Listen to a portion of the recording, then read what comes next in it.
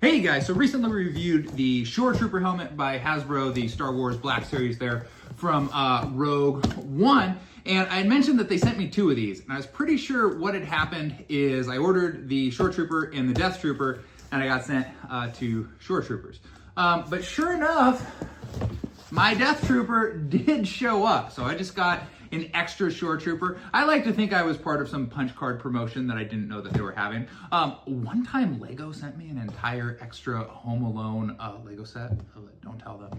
Anyway, so we will review the Black Series Hasbro Death Trooper mask here. And I'm really excited about this one. Loved Rogue One, loved Andor, great flicks.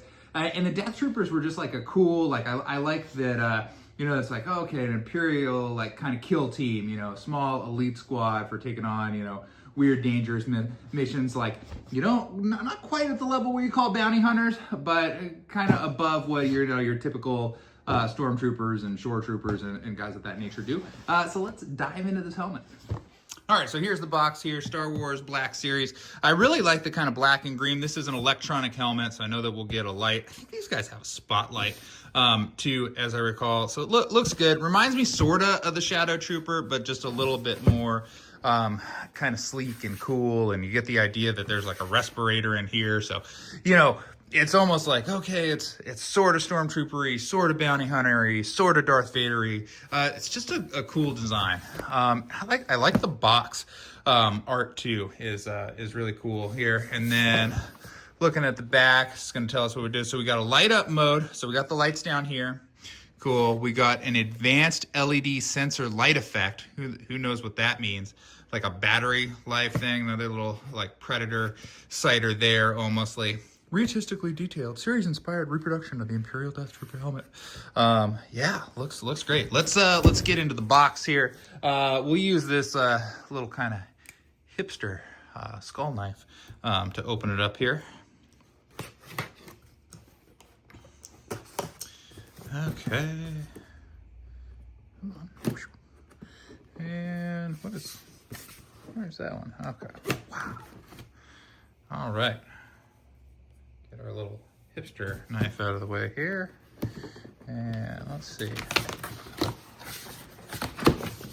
we go. Open it up. Give us some cardboard. All one piece.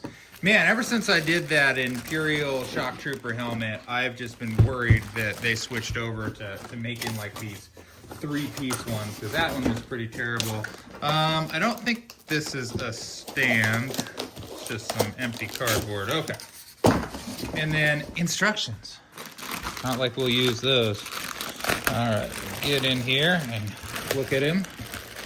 Shiny.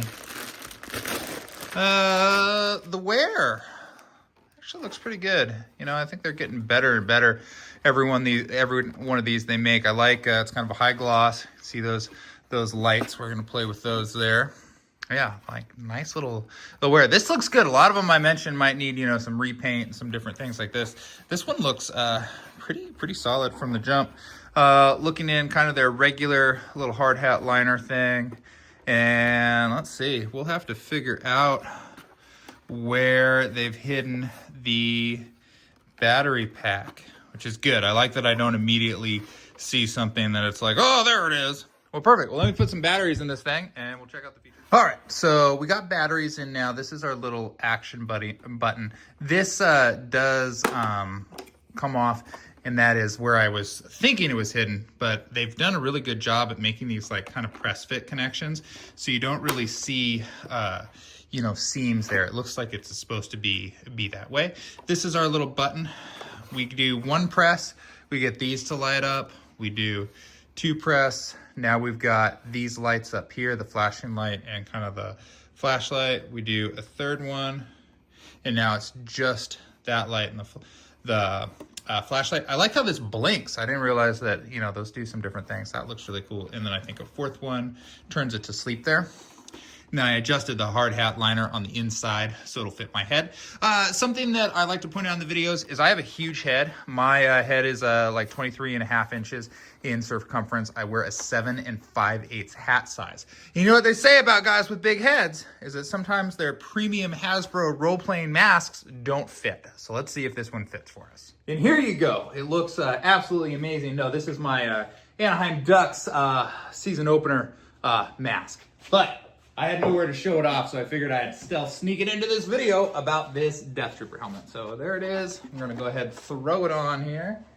And fits nicely. I have never had an issue with any of these Star Wars masks, anything in the Black series from not fitting. Sometimes the Marvel Legend ones, and I do review those as well, they make them in such a way that they don't expand to fit my head or they like crush me to wear.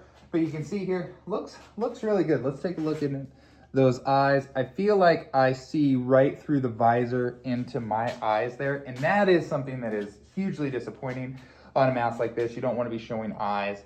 There are some ways to get around it. The simplest one is just to replace the visor. Easy operation, just push it out and glue in a new darker one there. Let's go ahead and turn on our first thing. So we got these lights here. I'll do this again with the lights off here so you can get an idea of what more that looks at. Come to the second button press. Where's my button? There it is. And I love that blink. I love how that has that blink. It does some stuff. It gives you some really, some really nice, like different variety of how the mask looks there. Looks like it's doing some different things. And then if we come in with the third press, we're gonna turn off these ones here. And I like how they don't instantly go off. I like how they fade on, off. They did a lot of really good stuff with the lights on these. These are powered by 2 AA batteries in that battery compartment there. No, excuse me, 2 AAA batteries, so the small ones. So very, small batteries, lightweight, really good there. Have you guys ever seen an A battery? Do you know that that's a thing? A batteries, they exist. B batteries exist too. Unlikely to see either of them. But anyway, these take AAAs. And then we come into one more press here, and it's gonna turn off. Let me go ahead and turn those lights off, and we'll take a closer look at that. All right, so a little bit darker here. Gonna do the first button press. We get these little lights on here. And again, these aren't like a big flashlight or anything like that, but you can imagine at night, this just gives some good characterization, especially if you're wearing the rest of the armor there. Coming into the second one, I think this is the big one. This looks cool. And this it's not exactly like a strobe flashlight or anything like that, but it's not exactly not. This gave me a little bit more light in the room, and I imagine if it was even darker, you can see it's daylight here. I can't get it too dark in there. That would give me some more visibility. And then we can turn off those lights there, and then we can turn the whole thing off.